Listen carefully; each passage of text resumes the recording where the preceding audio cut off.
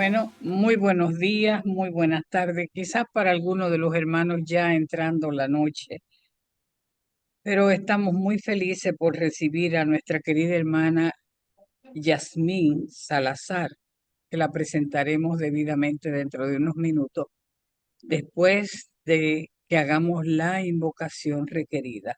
Tomen una respiración profunda, siéntense con dignidad y con esa seguridad de que somos seres muy especiales, oh vida oculta que vibras en cada átomo, oh luz oculta que en toda criatura brillas, oh amor oculto que todo lo abarcas en la unidad, que cada ser que se sienta uno contigo sepa que es por tanto uno con todo lo demás. Gracias, hermano. Nuestra querida hermana Yasmín nos trae una charla sumamente interesante y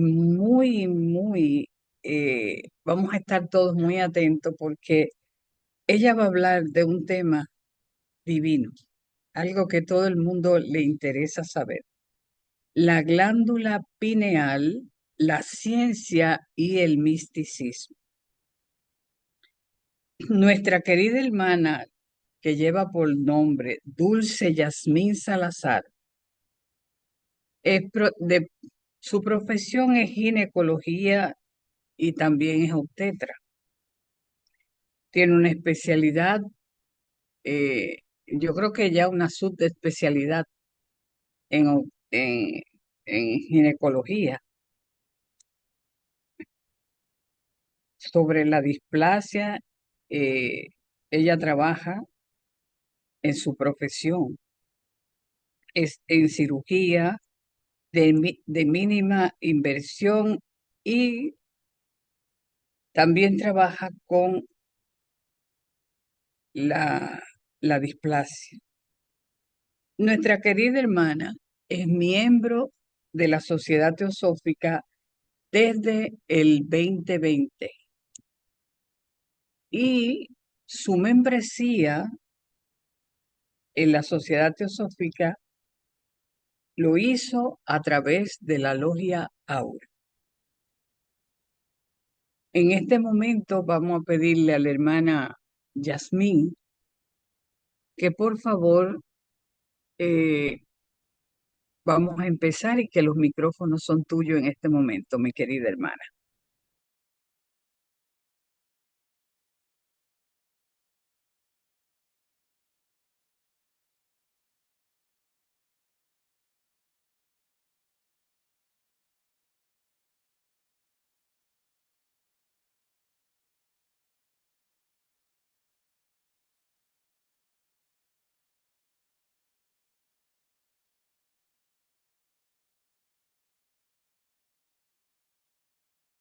Entonces, mi primera diapositiva, pues, es de René Descartes.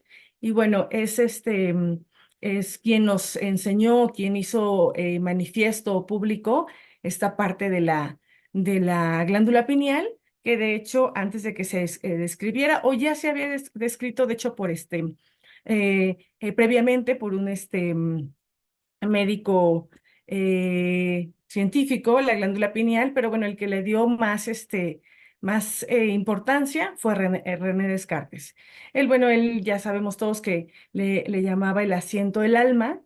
Y bueno, él era un gran filósofo y dejó la mayor parte del legado en su obra del Tratado del Hombre y tal vez la obra que más influyó en el concepto de la neuropsicofisiología humana durante todo lo que fue el siglo XVII y que puede ser considerada como el primer libro de contexto europeo de esta materia. De hecho, ese libro, aunque él era filósofo, se utilizó en la parte médica durante mucho tiempo porque fue un texto muy importante. Dice, el eje central de la doctrina neurofisiológica cartesiana es la capacidad del alma de dirigir el funcionamiento del cuerpo humano desde un asiento físico. Entonces ya en esta parte del cartesianismo ya se empezaba también o empezaban a pensar qué pasa, por qué los seres humanos empezamos a actuar, hay algo que nos motiva, es simplemente que actuamos por mecánica, porque está la parte física, pero ¿dónde está algo más profundo que nos haga pues hacer las cosas que nos motivan a trabajar, a tener una familia? O sea, ¿dónde está eso que genera o que nos genera que tengamos algo más? Entonces ya empezaba aquí en esta parte del cartesianismo a preguntar, debe de haber algo más, debe de haber un impulso que nos haga hacer eso. Y ahí empezaban a encontrarlo en la parte del cuerpo. Y bueno, ya sabemos también, y más adelante vamos a ver que hay muchos textos mucho más antiguos como los Vedas, el hinduismo, nos hablaban ya de esta glándula pineal, no con este nombre tal vez científico, pero sí con otros términos, el tercer ojo, etcétera. Y entonces ya se empezaba a ver en lo profundo que había algo más en esta glándula. Dice, en la más pura versión mecanicista cartesiana, el órgano pineal sería responsable también de la correcta comunicación entre la máquina humana y su entorno, para lo cual Descartes recurre a los galeanos espíritu animales. Y bueno, sabemos que esta parte es ese prana, ese empuje que nos da el hacer nuestras actividades. Dice, la glándula pineal es uno de los órganos de la anatomía que más interés ha suscitado entre los investigadores científicos de todos los tiempos. Su especial localización topográfica, su carácter individual y su aspecto morfológico han hecho de este órgano la diana de multitud de teorías filosóficas en torno al funcionamiento del cuerpo humano y de póstulos filosóficos que entroncan en su espiritualidad. Entonces, esta glándula no ha sido solamente misteriosa para la parte esotérica, sino también para la parte de la glándula pineal científica, bueno, se encuentra porque ubicada en también el techo del el diencéfalo, su ser principal humano o función es los regular los ritmos científicos, los circadianos médicos, y pues secreción les de ha la costado mucho trabajo, melatonina, de y hecho, también se sabe, y de determinar hecho se sabe cuál muy es la poco de que también función segrega de dimetiltriptamina. de la Entonces, glándula por eso pineal. les Tan es decía así que que es encontré muy muy poca poco, la literatura verdad, en donde el realmente nos conocimiento dicen médico y que, científico que se cuáles son tiene las sobre características su o cuál es la función. funcionalidad de Mucho la también glándula se pineal. De hecho, sospecha. poco se sabe ¿Por qué?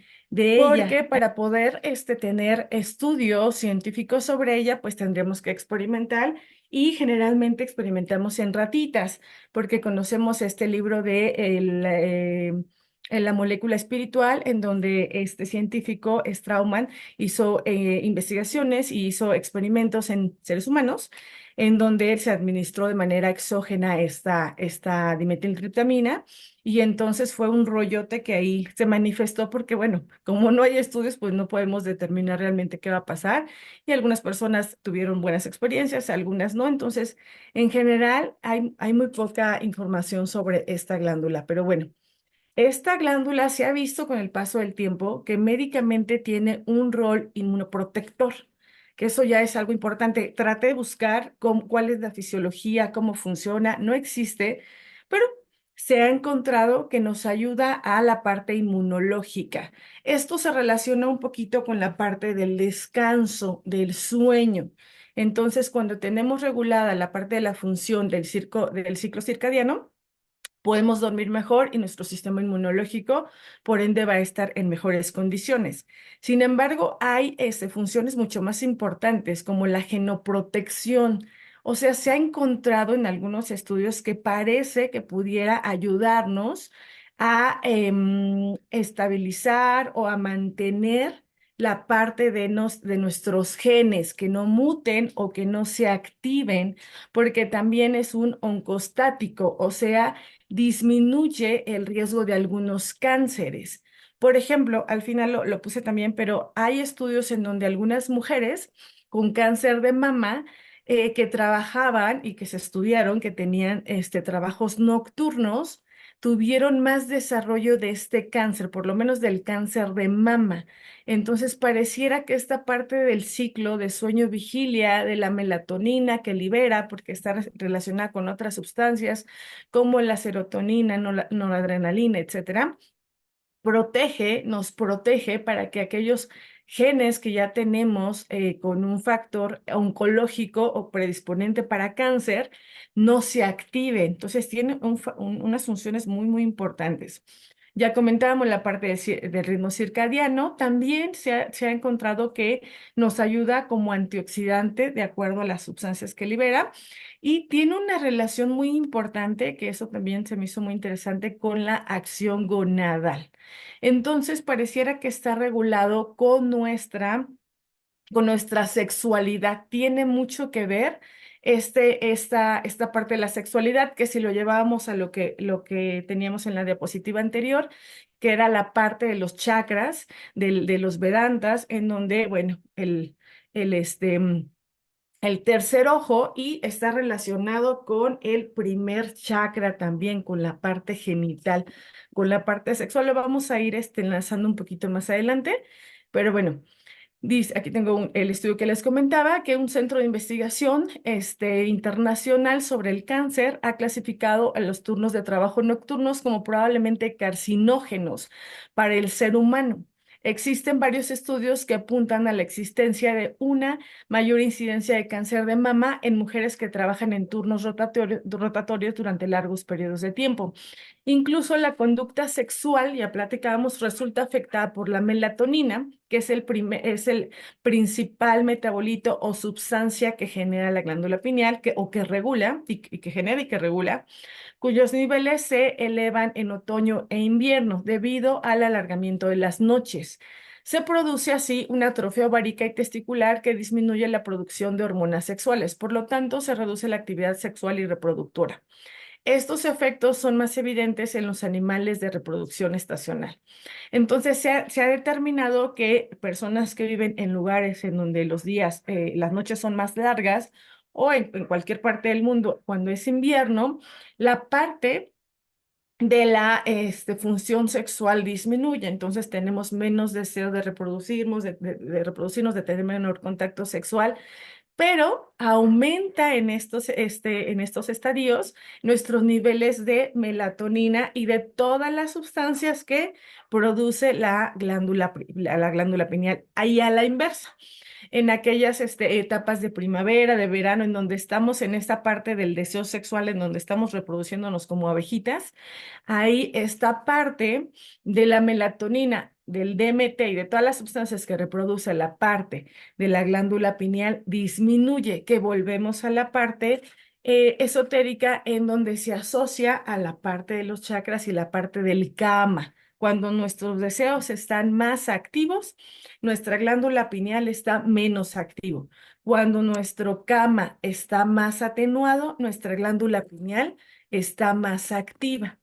Entonces ya empezamos a encontrar varias relaciones con respecto a la parte mística. Dice, por último, se ha descrito que en periodos de poca luz existe una mayor incidencia de trastornos depresivos. En el caso de trastornos afectivo estacional, más frecuente en latitudes más norteñas. Entonces, bueno, este estudio también, y muchos estudios han determinado que cuando estamos en época de invierno, cuando estamos en época de frío, bueno, la parte de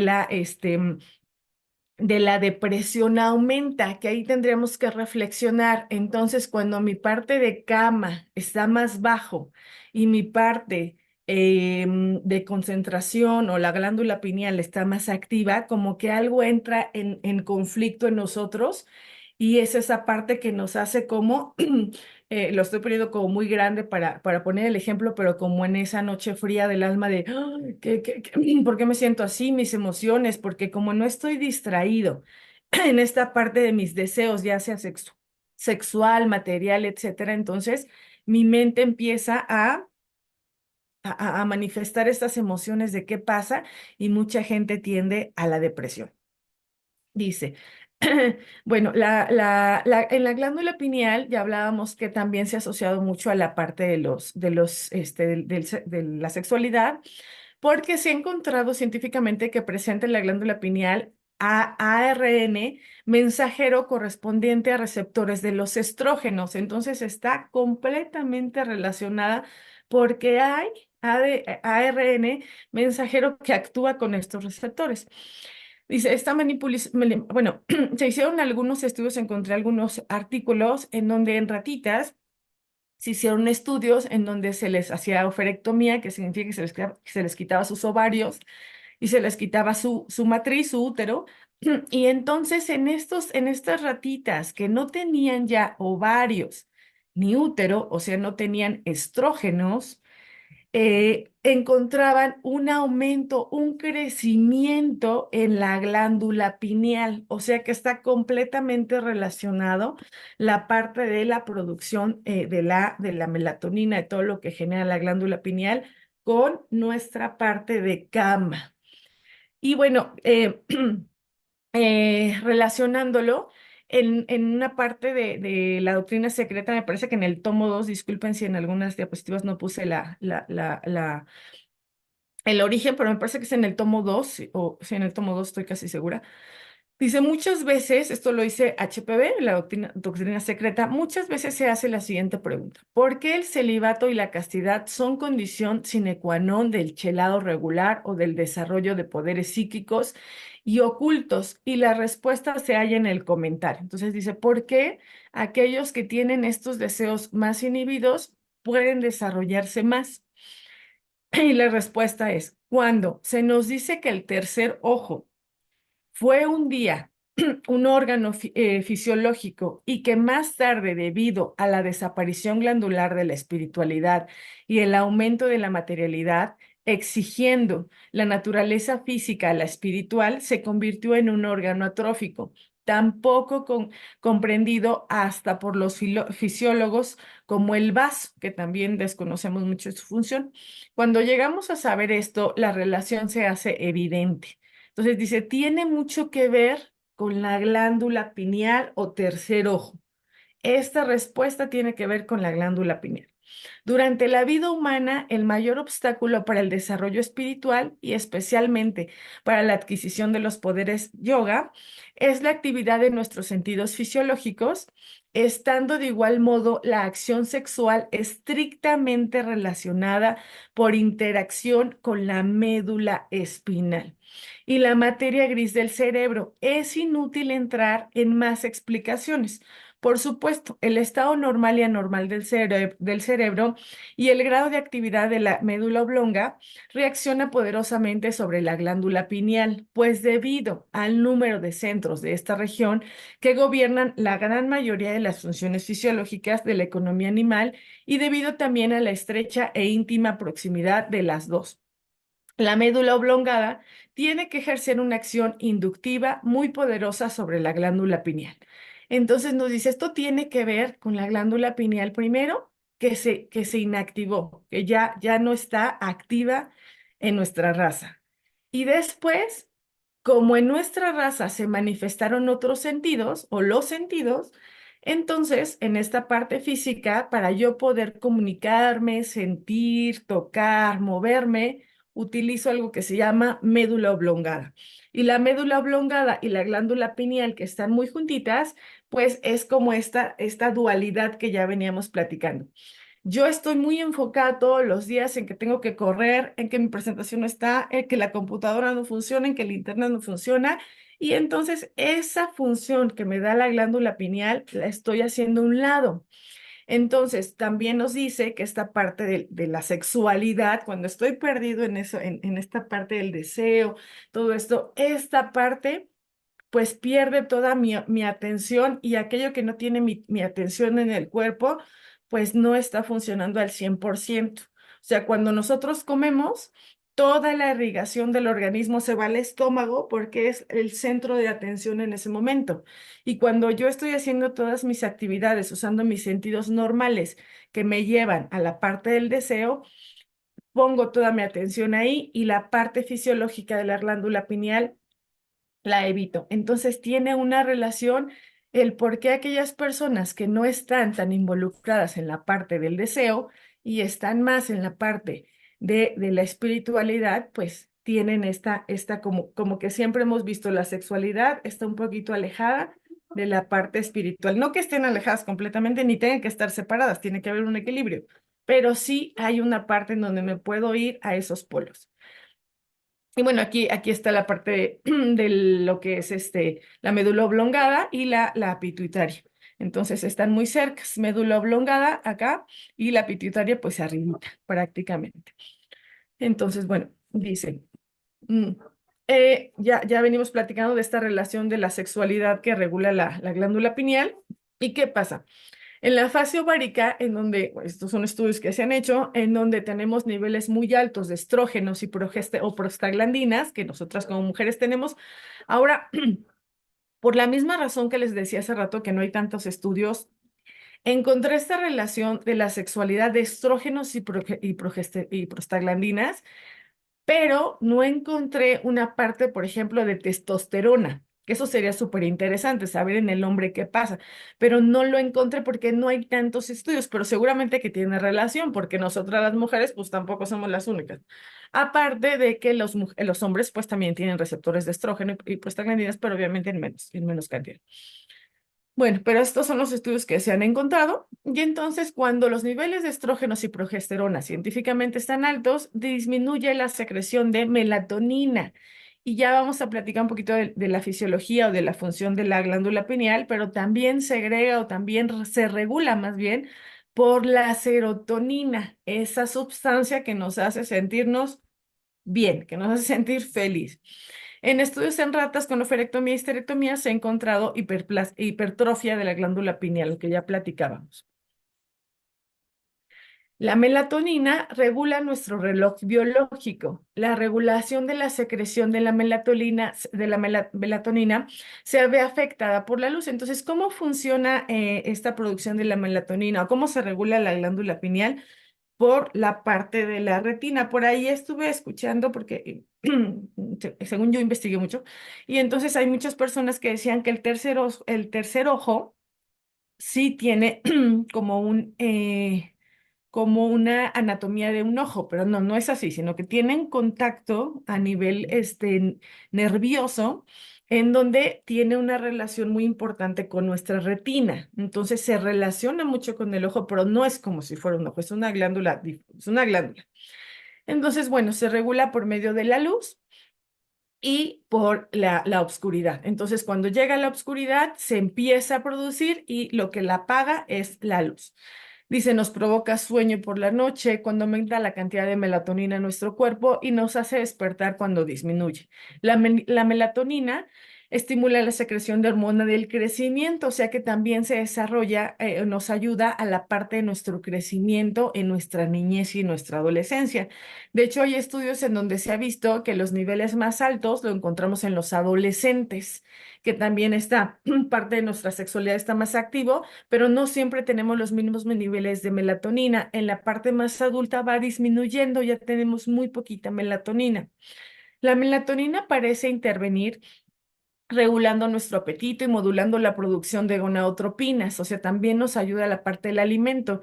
Seguramente alguno de ustedes que se ha desvelado les ha pasado que ya muy noche, 3 de la mañana, después de la fiesta, nos vamos a los taquitos de la esquina porque nos da hambre. Entonces regula también esta parte de la alimentación. Aquellas personas que trabajan en la noche tienden más a tener sobrepeso. Modula la producción de gonadotropinas, que son las hormonas femeninas, y la melatonina actúa como un potente antioxidante combatiendo los radicales libres, o sea, que también se ha encontrado que puede ayudarnos a vernos más jóvenes. Sí, entonces aquellas personas que no duermen en la noche, que se desvelan, pues van a envejecer más rápido y aquellas que duermen mejor, pues se van a mantener más jóvenes debido a esta relación con los antioxidantes. La melatonina mejora el sistema inmunológico, que ya habíamos comentado, ayudando a inhibir algunas infecciones, pues aumenta nuestras defensas naturales. Entonces, estas son como las funciones más importantes. Está regulada por una sustancia que se llama noradrenalina, que tal vez la han escuchado, seguramente que sí.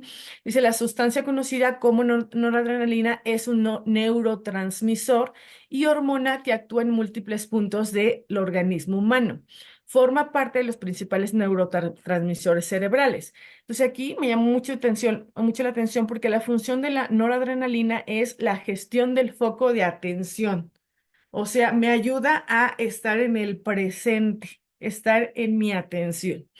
Mantiene la vigilia y la conciencia. Influencia el sistema cardiovascular. Entonces nos ayudan a la parte del corazón a mantenerlo. La noradrenalina a mantener su ritmo cardíaco. Tiene un efecto consciente en el estado de motivación y energético, participando activamente junto con la dopamina en la regulación del aprendizaje, la memoria y la sensación de recompensa. O sea, nos hace sentirnos bien. Regula el estado de ánimo y los niveles bajos de la noradrenalina se han visto vinculados de manera consciente con estados depresivos. Entonces, esta es una de las causas por lo que las personas que trabajan de noche pues tienden a tener estados depresivos porque hay una desregularización o una alteración en la regularización de la noradrenalina. Correlacionando con la parte que nosotros vemos, pues nos ayuda a mantenernos en nuestro presente, en una meditación, no fugarnos tanto, mantener nuestro ritmo cardíaco. Entonces, esta glándula pineal, pues nos ayuda a varias cosas. También es regulada por la parte de la serotonina, que es también un neurotransmisor y este es fundamental en la regulación de los estados de ánimo también y las funciones fisiológicas y las conductas de los animales, incluido el ser humano. En los mamíferos participa en la regulación de la conducta social, las conductas alimentarias, el sueño, los ritmos circadianos, la atención, la ansiedad, la conducta sexual y la generación de patrones motores rítmicos como la masticación, la locomoción, la respiración. Entonces, bueno, aquí vemos que de hecho para nosotros tener melatonina, este cuadrito aquí chiquito, yo sé que no lo ven tan bien, pero es la vía metabólica por la cual se produce la melatonina. Entonces hay una sustancia que se llama triptófano y que tiene una hidroxilación y una descarbosilación y se convierte en serotonina. Entonces la glándula pineal toma el triptófano, lo convierte en serotonina por medio de otra enzima que se llama N-acetiltransferasa, lo convierte en N-acetilserotonina y por otra enzimita lo convierte en melatonina. Entonces la serotonina nos da la melatonina. Entonces tiene mucho que ver esta parte. Y bueno, como ya venimos relacionándolo con la parte del misticismo, pues bueno, aquí con esta parte de las meditaciones que son, por ejemplo, el mindfulness, que tiene que ver con nuestra respiración. Entonces, esa serotonina nos ayuda a regular esa respiración, yéndonos un poquito más como a otras ciencias, la medicina Ayurveda, pues tenemos también esta parte de la técnica de la respiración que está basada en estos nadis, que es Ida, Pingala y Sushumna, que son los más importantes para esta medicina. Y dice, la energía vital que sostiene nuestra vida, denominada prana, fluye a través de 72,000 canales de energía o nadis. Entre todos ellos, tres son los más importantes, relacionados con el desarrollo espiritual: Sushumna, Ida y Pingala. Los demás nadis se encuentran también distribuidos por todo el cuerpo y no son tan significativos para la práctica yógica. Estos tres canales principales se encuentran en el eje cerebro-espinal, en el cuerpo astral y sutil. La Sushumna es el más importante de todos. Su recorrido comprende la parte central del eje cerebroespinal o en el cuerpo astral. Ida o el nadi lunar se relaciona con el sistema parasimpático y se vincula a la izquierda de Sushumna, y Pingala o el nadi solar se relaciona con el sistema simpático y se ubica a la derecha de Sushumna. Entonces, tenemos esta correlación muy importante. Ay, perdón, ahí se me quedó metida la imagen, pero lo bueno que no estamos en la presentación. Dice, Ida, Pingala y Sushumna comienzan en el chakra Muladhara, en el centro coxígeo, en la base de la columna, y suben por el eje cerebroespinal. Ida y Pingala se extienden hasta el chakra Ajna.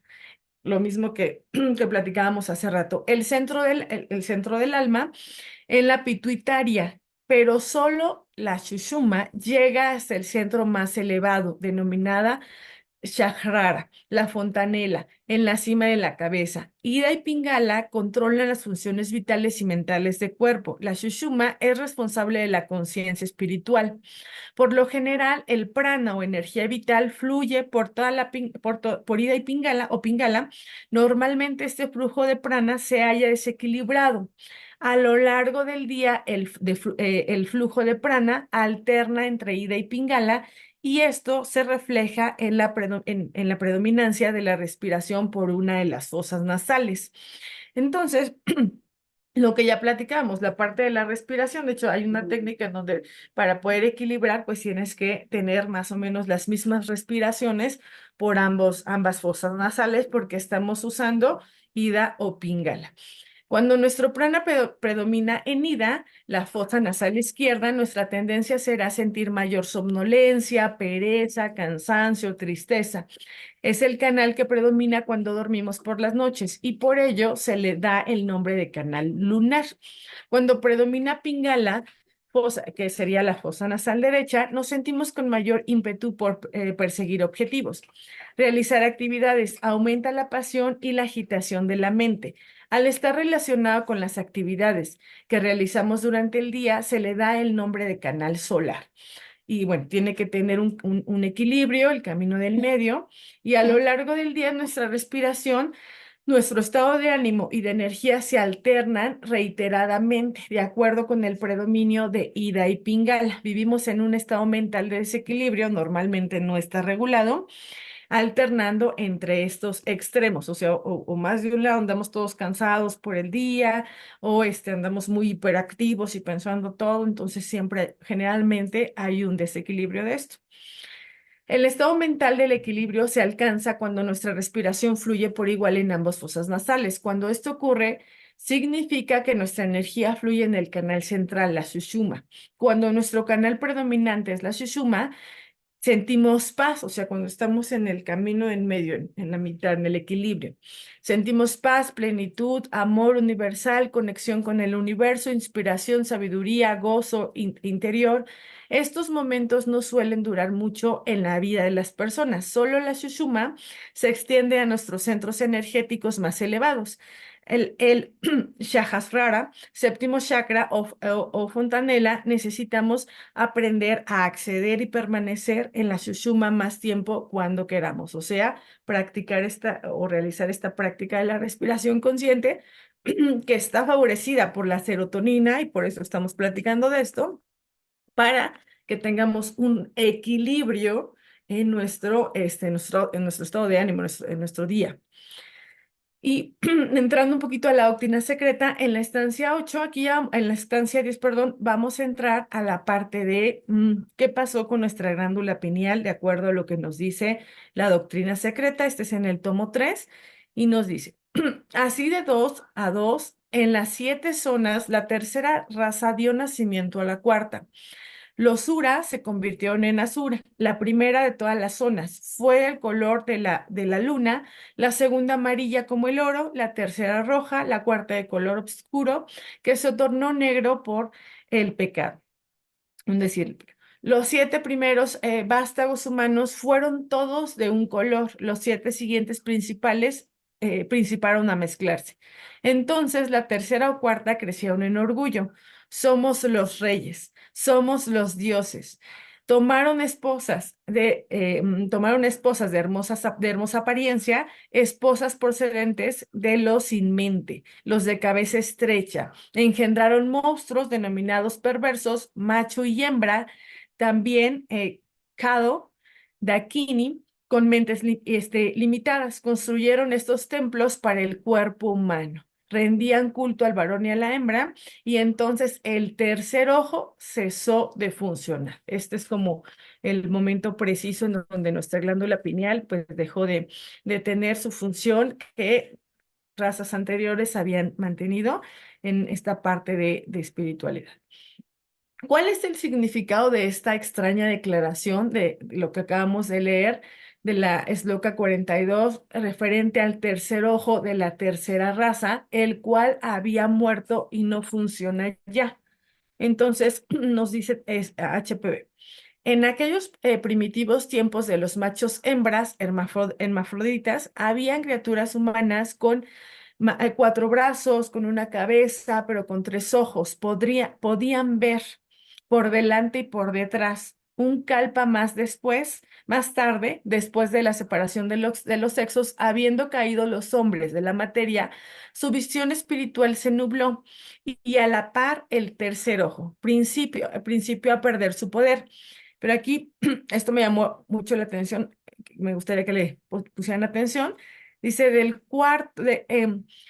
cuando la cuarta raza, llegó a la mitad de su carrera, la visión interna, el tercer ojo, tuvo que ser despertada y adquirida por estimulantes artificiales, cuyo procedimiento conocían los antiguos sabios. Eso fue antes.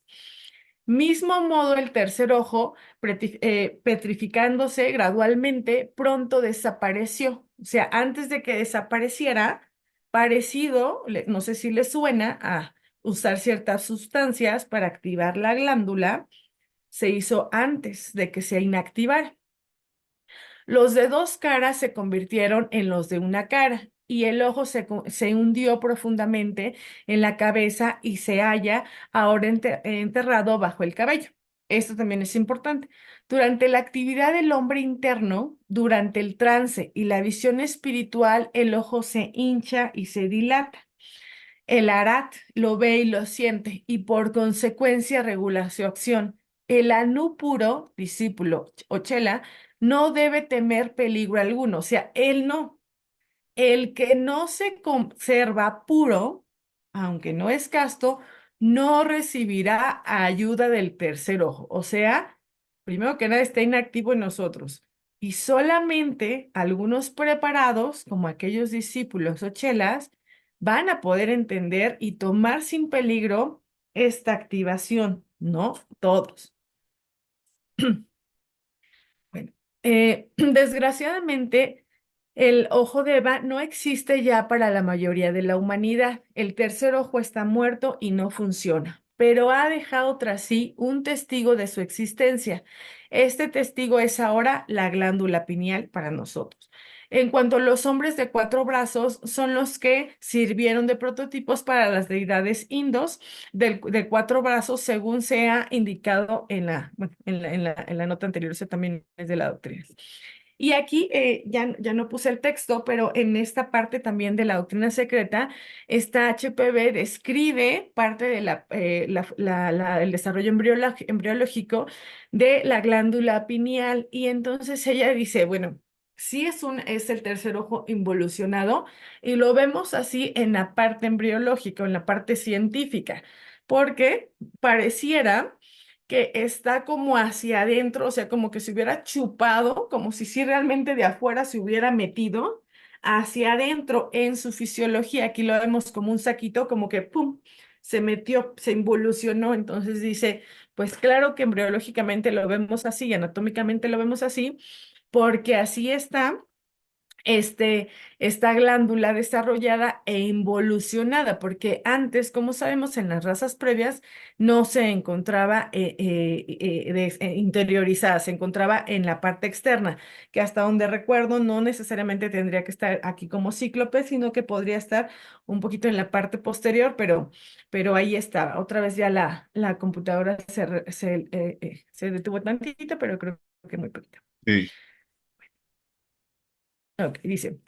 Si los hombres científicos de más nota tuviesen un vislumbre del procedimiento verdadero empleado por el impulso evolucionario, el curso cíclico espiritual de esta gran ley, sabrían en lugar de conjeturar y estarían seguros de las futuras transformaciones físicas que aguardan a la especie humana por el conocimiento de sus formas pasadas. Eso lo dice HPV.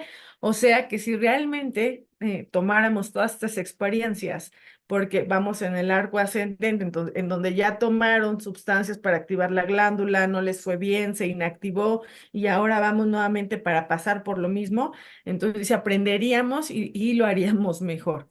Entonces verían ellos la falsedad y el absurdo de su moderna fuerza ciega y procesos mecánicos de de la naturaleza y como consecuencia de tales conocimientos. Se harían cargo de que la glándula pineal, por ejemplo, tenía que estar inutilizada para uso físico en nuestro ciclo. O sea, primero que nada, no vamos por la vida teniendo energía de la nada, sino que hay algo o un motor oculto, sino que hay algo que nos va guiando en esta evolución.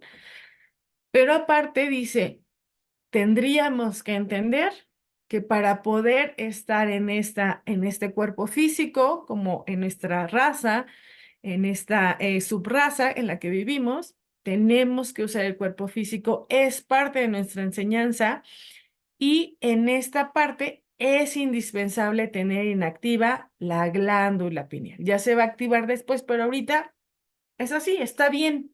No hay una conspiración que nos diga que nos la están inactivando y que si comemos, lavamos los dientes con el flúor, que vamos a hablar un poquito más adelante de eso, nos tienen controlados, sino que nos toca por el arco involutivo y por la etapa en la que nos encontramos, vivir estos sentidos, vivir esta parte física y tener inactiva esta glándula pineal. Dice, los ojos son el espejo, así como las ventanas del alma, dice la sabiduría popular, y esto lo pone HPB, refiriéndose pues a que hay algo más profundo, no solamente la visión normal. Dice, ahora bien, lo que los estudiantes de ocultismo deben de saber es que el tercer ojo está indisolublemente relacionado con el karma. Entonces ahí se me hizo muy, muy interesante. Esta es la tan misteriosa que son muy pocos los que la conocen. El ojo de Shiva no se atrofió por completo hasta la terminación de la cuarta raza, cuando la espiritualidad y los poderes o atributos divinos del hombre Deva de la tercera raza se hicieron servidores de las pasiones fisiológicas y psíquicas que acaban de despertarse en el hombre físico. En lugar de ser lo contrario, el ojo perdió sus poderes. Pero tal era la ley de la evolución y en estricta verdad no fue una caída. El pecado no consistió en usar de los nuevos poderes desarrollados, o sea, el tenerla activa no es el problema, sino en usarlos mal, en hacer del tabernáculo destinado a contener un Dios, el templo de todas las iniquidades espirituales, y si decimos pecado es para que se comprenda nuestro sentido, pues el término más apropiado para este caso sería el de karma, o sea, no supieron utilizar esos poderes y por ese karma ahora tenemos que vivir sin ello porque no lo supimos utilizar. Y bueno, una de las sustancias que todos conocen es la dimetiltriptamina, que es parte importante de pues todo este misticismo que le dan a la glándula pineal porque se sabe muy poco sobre ella y sobre las funciones que realmente tiene. Entonces, esto fue lo que yo encontré. Vamos a ver. Dice, la dimetiltriptamina es un alcaloide indol que se produce en la glándula pineal en momentos de importancia neurológica como el nacimiento, la meditación profunda, la psicosis, las experiencias cercanas a la muerte y cuando la conciencia entra al cuerpo. Es un alcaloide indol que se produce en la glándula pineal en momentos de importancia neurológica como el nacimiento, la meditación. Bueno, eso creo que lo repetí. Ahora, hay pocos estudios porque no se ha hecho estudios tan profundos en los recién nacidos porque pues es un costo innecesario saber para qué, porque para la ciencia realmente la glándula pineal no tiene tanto sentido y la dimetiltriptamina tampoco. Entonces, estar haciendo estudios en los recién nacidos para ver los niveles urinarios de DMT, pues como que no conviene. Entonces, tenemos poca información, mucho está basado también en esta parte de Strauchman, pero bueno, es la información que se tiene. En la actualidad se estudian las funciones que pueden desempeñar endógenamente la dimetiltriptamina en el organismo humano, puesto que se encuentran rastros de esta molécula en la orina y en el cerebro de las personas. Algunos especulan que la dimetiltriptamina, producida en pequeñas cantidades por humanos y mamíferos, participa en los efectos visuales de sueño natural e incluso en las experiencias cercanas a la muerte y en otros estados místicos. Un científico, James Kajawai, del Departamento de Química Farmacéutica de la Universidad en Finlandia, sugirió en 1938 un mecanismo bioquímico para estos efectos. Propuso que el DMT puede estar relacionado con con el fenómeno del sueño visual, donde los niveles de DMT en el cerebro aumentan periódicamente para inducir alucinaciones oníricas, visuales y posiblemente otros estados naturales de conciencia. O sea, todos aquellos sueños de los que muchas veces habla Isaac, el doctor Reik también, que nos muestran, que también HP habla, en donde algunos nos muestran o nos dan mensajes sobre cómo estamos viviendo, a veces sobre vidas pasadas, a veces sobre el futuro, a veces son muy profundos y llegan a ser hasta ciertamente un poquito más elevados. Pero estos sueños se producen por la dimetiltriptamina. Entonces, claro que tiene una importancia muy grande para nosotros y se ha visto que, sobre todo en aquellas personas que tuvieron una experiencia cercana a la muerte también, en donde también tuvieron estas visualizaciones o estas alucinaciones, como ustedes les quieran llamar, en donde de hecho estas personas han tenido una evolución espiritual importante. Entonces, pareciera que nos ayudan, que es como un ayudante, o yo lo vería como una ayuda que nos dan, en donde cuando liberamos esa sustancia, que es cuando de hecho no tenemos activos nuestros sentidos, que es cuando estamos dormidos, cuando mi ego no está tan activo, cuando mi deseo no está tan activo, entonces dicen, a ver, ya esta mujer está relajada, ya no va a ser tanta locura, vamos a ayudarla, le vamos a mandar un sueño, un poquito de DMT, hoy sí se durmió temprano, hoy no escuchó cosas extrañas para que sueñe cosas más extrañas, entonces vamos a ayudarle. Entonces es esta sustancia que nosotros la tenemos bioquímicamente, pues que realmente tiene algo más profundo. Y ya hablábamos de Rick Strassman, que sugiere que puede estar relacionado con las experiencias cercanas a la muerte. Su síntesis podría darse en la glándula pineal. Eso lo hizo cuando escribió su libro. Entonces él decía, yo creo que se produce el DMT en la glándula pineal. No estoy segura, pero yo creo. Y lo hizo en su libro, en La molécula espiritual, y relaciona conceptos de la mística oriental como el chakra que ya platicábamos y el tercer ojo con esta parte del cerebro. Entonces, muy relacionado con todo esto. Los últimos estudios indican que la DMT tiene un rol fundamental en el sistema nervioso humano como regulador de los receptores sigma 1.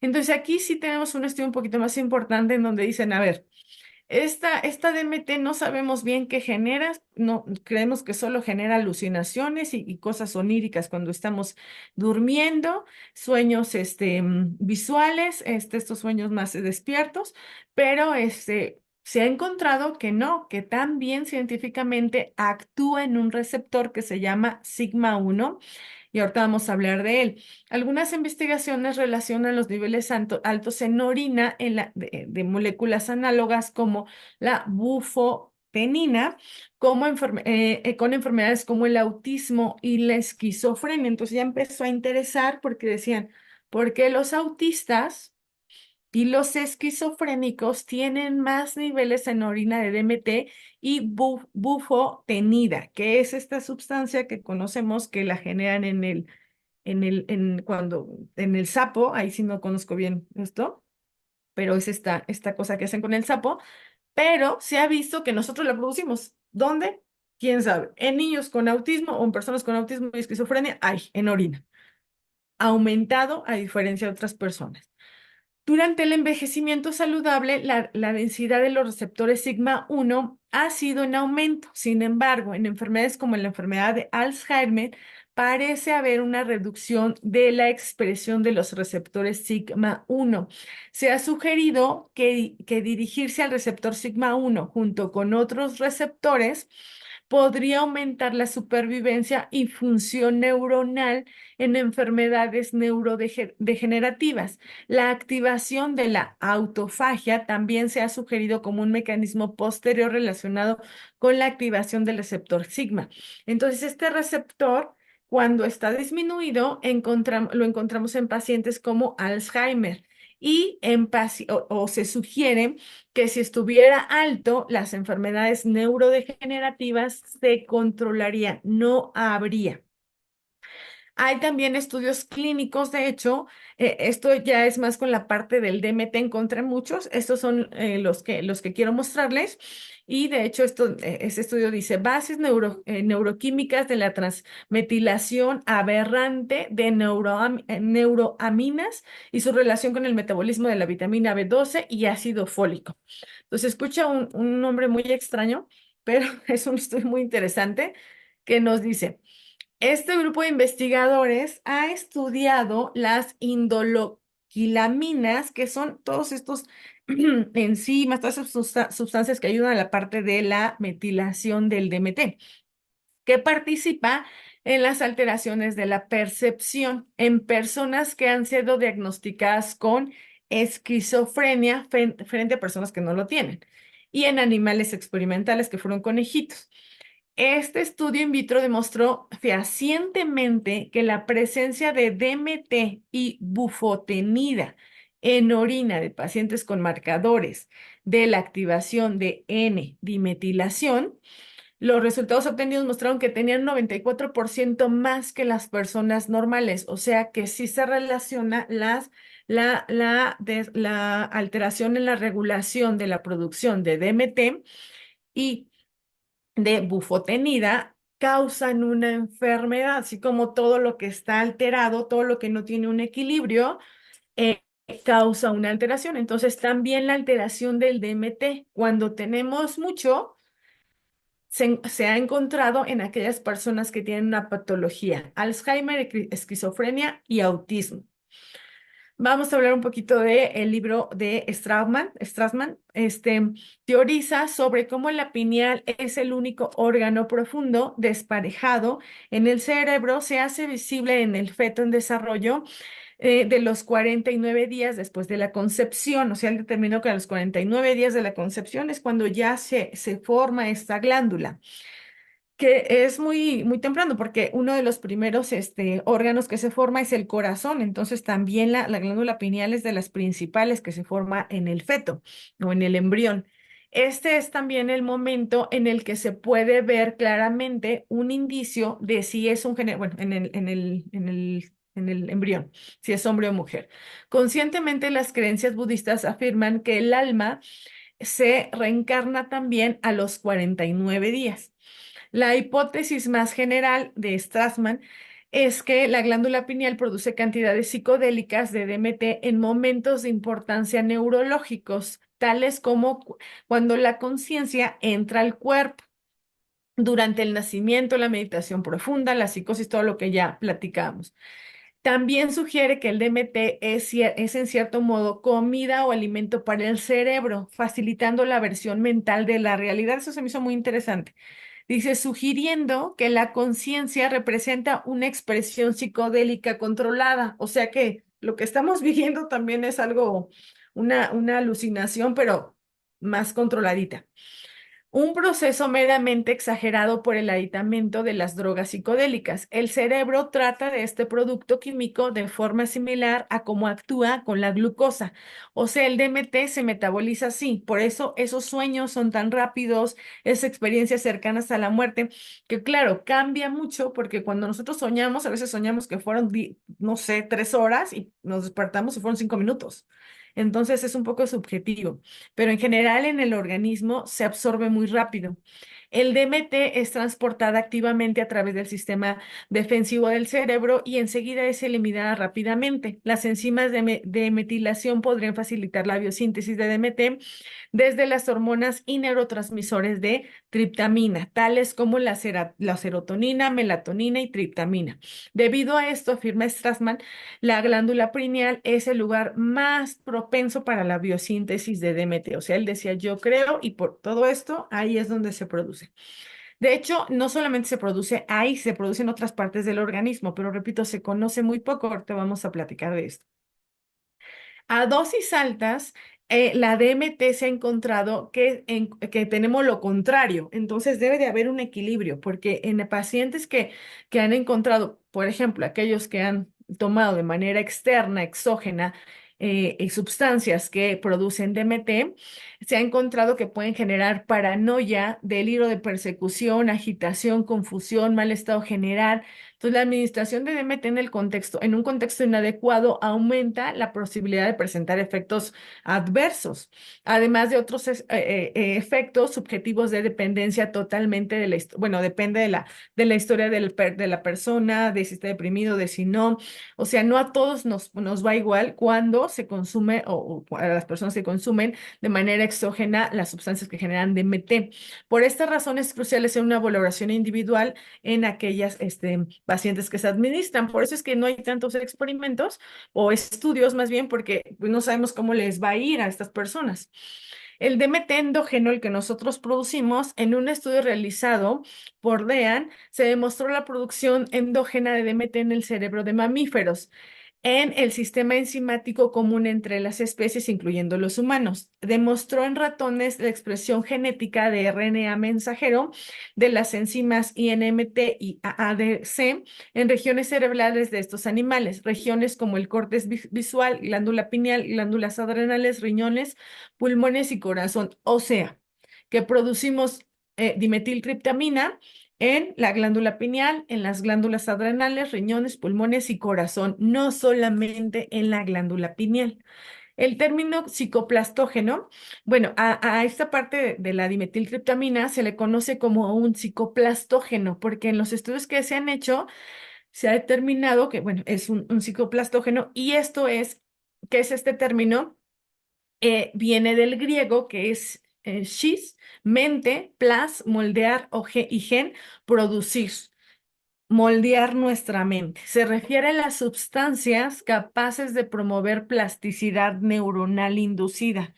Algunas sustancias psicodélicas, incluyendo el DMT, aumentan la neuritogénesis y o espinogénesis in vitro o en vivo, o sea, en estudio en laboratorio y en una persona que no está, o sea, en un ser vivo en cualquiera de células y de ratones, aumentando la complejidad del árbol dendrítico, promoviendo crecimiento de las espinas dendríticas, estimulando la formación de sinapsis, mejorando la conexión entre las células del cerebro, o sea, que nos ayuda en ciertas enfermedades y nos ayuda a la parte como de la estabilidad o de las conexiones sinápticas cerebrales.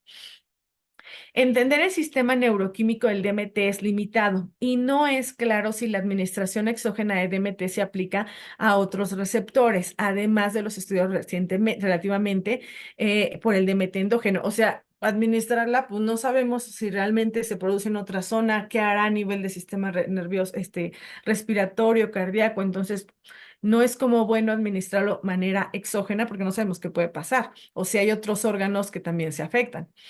Estudios apuntan a que la biosíntesis de DMT está presente en discretas regiones cerebrales y también en otros tejidos, pero no fueron bien examinados. Nuevos receptores para DMT han sido identificados y un potencial rol como agente neuroprotector y neurodegenerativo. O sea, sí se ha visto que mantener equilibrios normales endógenamente, o sea, endógenos, que los que producimos nosotros, nos da una neuroprotección, por ejemplo, evita que nos dé Alzheimer, evita que nos dé depresión, etcétera. Y neurodegetativo, estamos más alertas, tenemos una mejor memoria.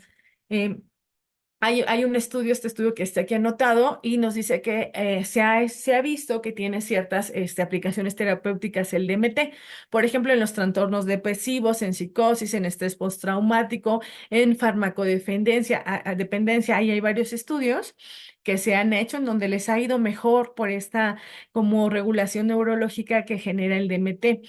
Lesión nerviosa, dolor neuropático, migraña, afasia, o sea, se ha visto que mejora, sin embargo, como ya decíamos, depende del contexto de cada persona, porque puede ser que la persona tenga una crisis, esté pasando algo personal y le demos una dosis que le genere más problemas. Ese es como el problema, pero en la mayoría se ha visto que puede mejorar mucho. Aquí, bueno, vamos a entrar en esta parte un poquito rápidamente de los mitos. Ya no me falta mucho, pero si ustedes me dicen que termine o algo así, me avisan, ¿vale? Dice efectos sobre el sistema nervioso central por la exposición simultánea de flúor. Ya tenemos ese super mito de que si nosotros usamos flúor, se va a calcificar nuestra glándula pineal, no solo para la producción de DMT, sino en general, ¿no? Entonces, hay muchísimos estudios sobre estos, encontré dos, uno es mexicano, aquí, bueno, los dos hechos son uno de una revista neurológica y uno de una tesis hecha por la Universidad Autónoma de San Luis Potosí. Entonces, el segundo es el que vamos a mostrar los resultados porque se me hicieron súper interesantes y dice, el flúor es un elemento tóxico y reactivo. La exposición al mismo pasa casi inadvertida por el consumo de té, o sea, no solo la pasta de dientes, el té, el pescado del mar, carnes, algunas frutas, encontré que el plátano, la manzana, no me acuerdo de otros, pero esos, y el uso de artículos como aditivo en pastas de dientes, enjuagues bucales, antiadherentes sobre sartenes y hojas de afeitar como el teflón, asimismo ha sido utilizado con la intención de reducir las caries dentales. Entonces, bueno, aquí se encuentra. Este estudio en el flúor puede acumularse en el organismo y se ha demostrado que la exposición crónica al mismo produce efectos nocivos sobre distintos tejidos del organismo y de manera particular sobre el sistema nervioso, sin producir malformaciones físicas previas. Diversos trabajos, tanto clínicos como experimentales, han reportado que el flúor provoca alteraciones sobre la morfología bioquímica cerebral.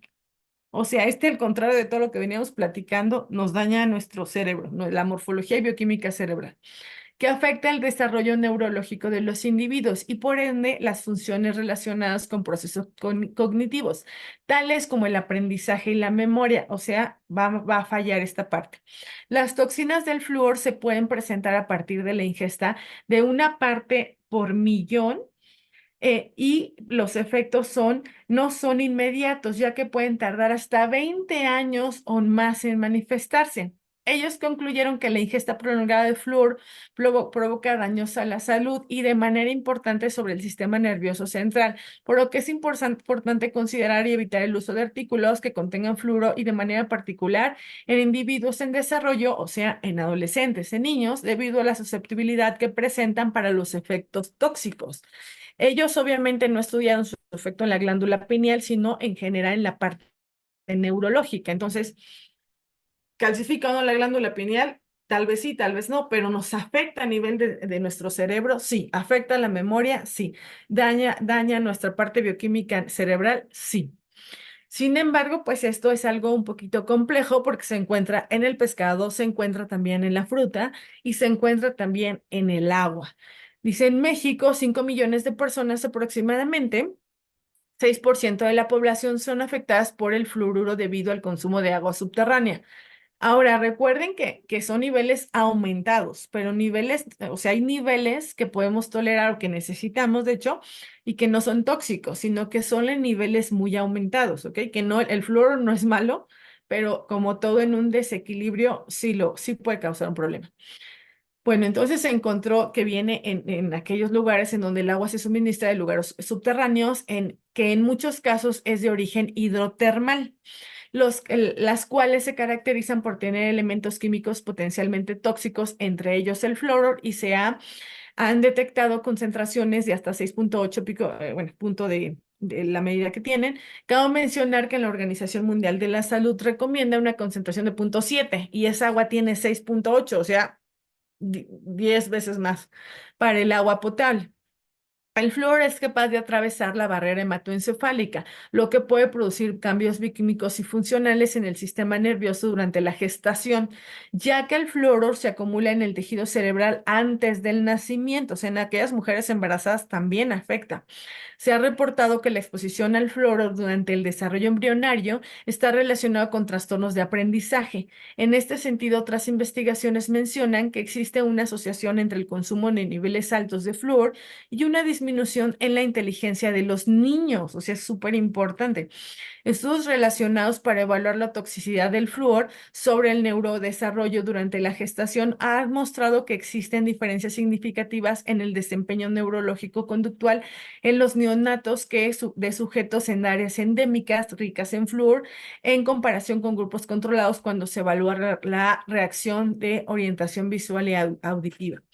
Entonces, ¿en dónde están estos lugares que tienen aguas que vienen de esos lugares hidrotermales? Pues cuando vamos al campo, cuando vamos a lugares que son buenos. Entonces, es un poco subjetivo esta parte del flúor. Dice, y que bueno, hay muchos estudios, vamos a hablar de la calcificación de la glándula pineal, hay muchos estudios que dicen que con o sin flúor, la glándula pineal tiende a calcificarse. Y esto me suena un poquito a la parte que veíamos de HPV, que dice, quieras o no, te tocó ser humano, estás en la parte física, estás en esta raza, en esta quinta raza, y te toca que la glándula pineal está inactiva. Así te toca y cuando lo entiendas y lo aceptes, vas a aprovechar esta parte. Quieramos o no, la glándula pineal se calcifica. La glándula pineal es a menudo vista en las imágenes tomográficas y resonancia magnética cuando está calcificada. Esto ya es en la vejez. La calcificación de la glándula pineal es normalmente común en adultos, pero importante que también se relaciona con lo que platicábamos del flúor, que los niños que están expuestos no es tan bueno, porque se ha encontrado también en niños de 2 años en donde está calcificada. Las tasas de calcificación varían ampliamente según el país y la correlación con el incremento de la edad, ocurriendo en una estimación de un 40% de los norteamericanos en sus 17 años de edad, o sea, muy jóvenes. La calcificación de la pineal está mayormente asociada en los cuerpos aracnoideos, que también una de las pandemias de esta época es el insomnio. Entonces, parte de eso, pues ahí donde se desarrolla la melatonina, es donde ya tenemos un problema de calcificación de la glándula pineal, que no es la única causa del insomnio, pero correlacionando lo que estamos platicando. Parece ser que las secreciones internas de la glándula pineal inhiben el desarrollo de las glándulas reproductoras. Ya vamos a retomar un poquito lo de la parte de las gónadas, de la sexualidad con la glándula pineal, ya que en los casos en que está severamente dañada en los niños, la glándula pineal, porque está calcificada, el resultado es un desarrollo acelerado de los órganos sexuales y el esqueleto. ¿Se acuerdan que también regulaba la hormona de crecimiento? O sea, sí les afecta. En animales, la pineal parece jugar un mayor cometido en el desarrollo sexual, hibernación, metabolismo y condiciones ideales de reproducción. Algunos estudios recientes muestran que el grado de calcificación de la glándula pineal es significativamente alto en pacientes con enfermedad de Alzheimer frente a otros tipos de demencia. La calcificación pineal puede también contribuir a la patogénesis de la enfermedad de Alzheimer, así como reflejar una ausencia de los inhibidores de cristalino, de la visión. Se afecta también la visión, pero en aquel niño hace que esta parte de la sexualidad pues, se vea todavía más exagerada, aumentada literalmente. Entonces, por supuesto que nos funciona, yo creo, tener el conocimiento de que hay ciertas sustancias o que podemos evitar ciertas cosas que puedan aumentar la calcificación de la glándula pineal, porque no solo es eso, sino también lo que ya platicábamos de la calcificación, ¿ok? Ha habido mucho interés en los receptores sigma, que ya platicábamos hace ratito, y su papel en las enfermedades neurodegenerativas relacionadas con la edad y con la enfermedad de Alzheimer. Durante el envejecimiento saludable, la densidad de los receptores sigma 1 ha sido aumentada. Sin embargo, en enfermedades como el Alzheimer, estos parecen estar disminuidos. Creo que esto ya lo habíamos comentado hace ratito. Dice, la glándula pineal, llamada también tercer ojo, esto lo saqué de el glosario teosófico, ¿ok? Dice, es una pequeña masa de sustancia nerviosa gris roja del tamaño de un guisante, porque su tamaño son 5 a 8 milímetros, adherida a la parte posterior del tercer ventrículo del cerebro. Es un órgano misterioso que en otro tiempo desempeñó un importantísimo papel en la economía humana. Durante la tercera raza y a principios de la cuarta existía el tercer ojo, órgano principal de la espiritualidad en el cerebro humano, asiento del genio, el sésamo mágico, que pronunciado por la purificación mente del místico, abre todas las vías de la verdad para el que sabe usarlo. Abre todas las vías de la verdad para el que sabe usarlo.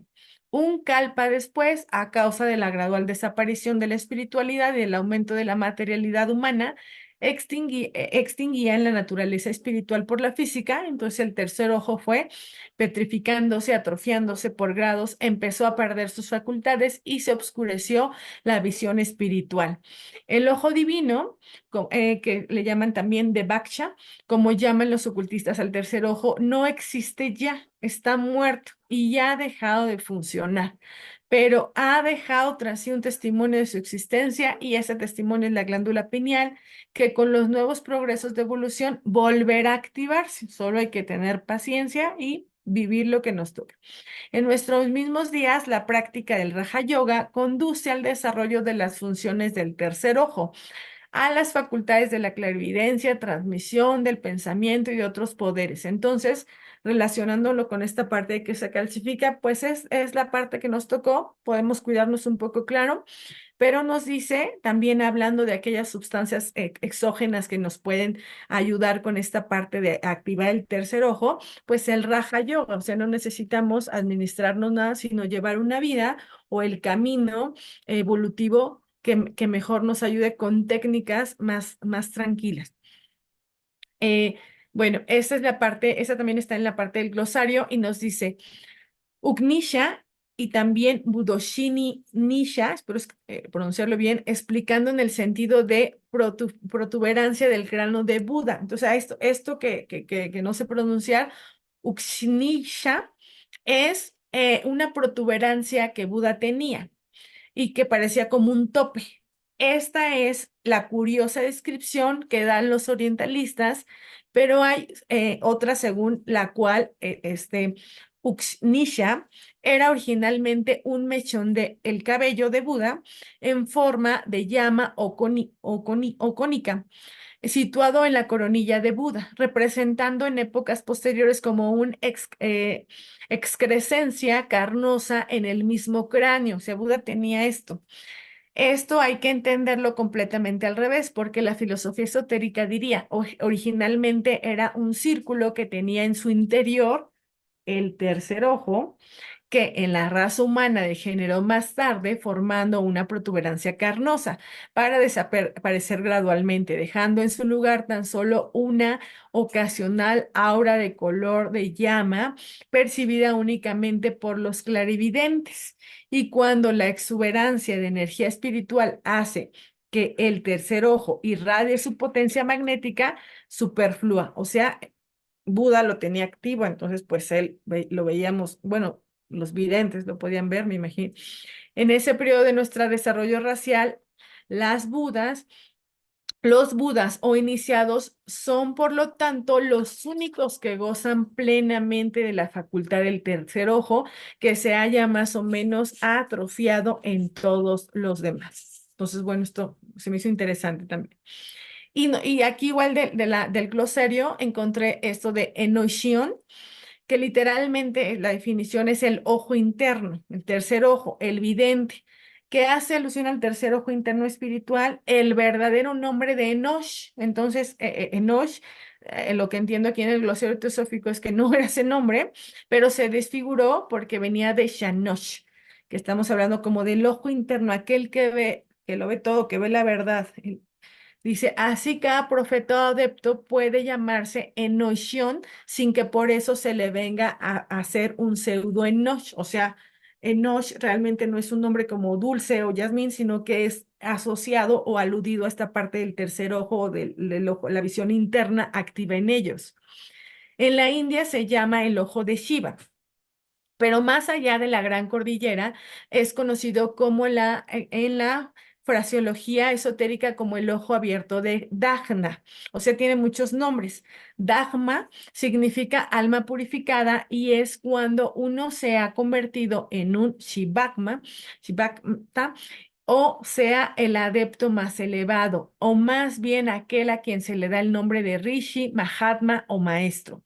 Su ojo abierto es el ojo interno y espiritual del vidente, y la facultad que por medio del mismo se manifiesta no es la clarividencia, como la comprendemos, o sea, una persona que realmente tiene abierta el tercer ojo no tiene la clarividencia que ahí tienes a una persona que está atrás de ti, que me habla, es otra cosa completamente diferente que no nos imaginamos. Dice, sino más bien la facultad de la intuición espiritual por el culto medio se puede obtener el conocimiento directo y certero. Esta facultad se halla íntimamente relacionada con el tercer ojo atribuido por la tradición mitológica a ciertas razas del hombre. Esto viene de la doctrina secreta. La expresión alegórica de los indos místicos que hablan del ojo de Shiva, el Triloshana o tres ojos, recibe de este modo su justificación y razón de ser, siendo la transferencia de la glándula pineal a la frente una licencia, o sea, es lo mismo. Y ya decíamos antes, o HPV más bien nos decía que está relacionado con el karma y el kama, la parte de nuestro tercer ojo. Entonces, voy a leer, puse como tres, pero voy a leer nada más una de el señor Shiva, que mucho nos hace alusión a la parte del tercer ojo. Dice, bueno, este es un fragmento de sus historias, de su literatura. Unión al ser con el verdadero Shiva Tattva mediante el control de los sentidos es en verdad, porque el señor Shiva, mediante su tercer ojo de la sabiduría, reduce la pasión a cenizas, el kama. Controla o atenúa o lleva a las cenizas el kama. El señor Shiva representa el aspecto destructor de la divinidad. Se lo ve absorto en la cima del monte Kailash. Él es una personificación de la serenidad, la renuncia y la indiferencia al mundo. El tercer ojo en el centro de su frente representa su energía destructiva, liberando la cual él destruye al mundo.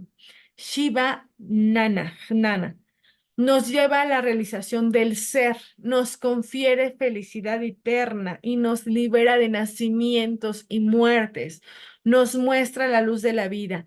Es el ojo de la intuición, es el ojo de Shiva, el tercer ojo de Shiva.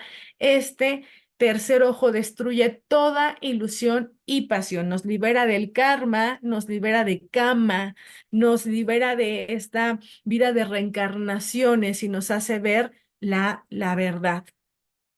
Le digo, voy a saltarme porque si no ya creo que voy un poquito lento, pero bueno, todas son historias que hay por ejemplo, aquí dice, sucedió una vez que en el monte Kailash, que Parvati, la pareja de Shiva, cubrió los ojos del señor Shiva en sus manos. Inmediatamente el sol y la luna y el fuego dejaron de brillar, o sea, tapando nuestro tercer ojo, tapando nuestros ojos, vemos la oscuridad, vemos la ilusión. Esto causó terribles estragos en el mundo, todos quedaron envueltos en la oscuridad por un largo tiempo. Entonces el señor Shiva abrió un poco su tercer ojo, el sol, la luna y el fuego comenzaron a brillar. Volvimos a ver la luz y la oscuridad desapareció. Vamos a ver, me voy a ir ya más adelante. Dice, en ciertas tradiciones espirituales dharmáticas, como el hinduismo, el tercer ojo guarda una correlación con el ajna o el chakra ubicado en el entrecejo. O sea, todo lo que hemos venido platicando, no solamente una religión o una cultura lo lleva, sino que son muchísimas. En el taoísmo también y en muchas religiones tradicionales chinas, como el Shan, la práctica del tercer ojo consiste en centrar la atención en el punto entre la ceja y con los ojos cerrados, mientras el cuerpo se halla en varias posturas, de Gijón. El objetivo de esta técnica es permitir a los estudiantes que sintonicen con la correcta vibración del universo y así obtener una base sólida para poder llegar a niveles más avanzados de la meditación. En el taoísmo enseña que el tercer ojo, llamado también el ojo de la mente, está situado entre los dos ojos físicos y se extendería hasta el centro de la frente cuando se abre. Asimismo, el taoísmo sostiene que el tercer ojo es uno de los principales centros de energía del cuerpo, situado en el sexto chakra, formando parte de la energía del cuerpo, formando parte del meridiano principal de la línea que separa los hemisferios derecho o izquierdo del cuerpo. Ya estoy terminando ahora sí. De acuerdo con las enseñanzas neognísticas de Samuel, esta es otra religión, otra cultura, se hacen varias veces referencias simbólicas y funcionales al tercer ojo en Apocalipsis, una obra que en su conjunto se cree que describe la energía Kundalini y su desplazamiento interno por la columna vertebral desde el primer chakra hasta pasar por todo el conjunto de los 7 chakras. Esta interpretación equivale al tercer ojo con la sexta de las 7 iglesias de Asia que se detallan en el texto de Apocalipsis de San Juan en la iglesia de Finlandia. Y bueno, no solamente ellos, también tenemos en la parte de otras culturas, como los egipcios, aquí tenemos el ojo de Horus, que hace alegoría a la glándula pineal. Este emblema egipcio también se conoce como Udyat, cuyo significado es el que está completo. Y es un talismán, bueno, la parte de los egipcios, es un talismán al que se le atribuyen propiedades protectoras de salud y renacimiento que si lo comparamos en una fotografía como lo estamos viendo aquí, con la parte de hecho, nuestro glándula oblongada y nuestra glándula pineal, pues hay como mucha relación que nos llama o que les llama la atención. Otros pintores como Miguel Ángelo, que también pintó en este cuadro, que parece un cerebro, aquí como estamos, ya muchos lo han visto.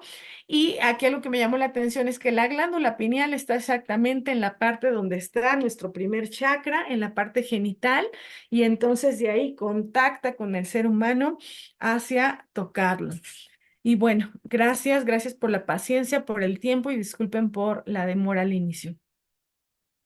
No, gracias a ti, porque antes de empezar la pineal era desconocida para muchos y gracias a ti ya conocen la pineal, conocemos más de la pineal. Así es que para ti 1 millón de gracias. Vamos a ver si quitamos la presentación Sí, voy a hacerlo. para, para que Emil se me ayude con las manitas, porque Claro que sí. no puedo ver las manitas. Pero 1 millón de gracias, Yasmín. El tiempo pasó rápido. Sabemos que empezaste bastante el tiempo. No es que hayas tú cogido más tiempo de lo debido, sino es que empezaste más tarde. Espero que las personas sí lo puedan comprender. Así Gracias, es. hermana mía, por tan buena aportación.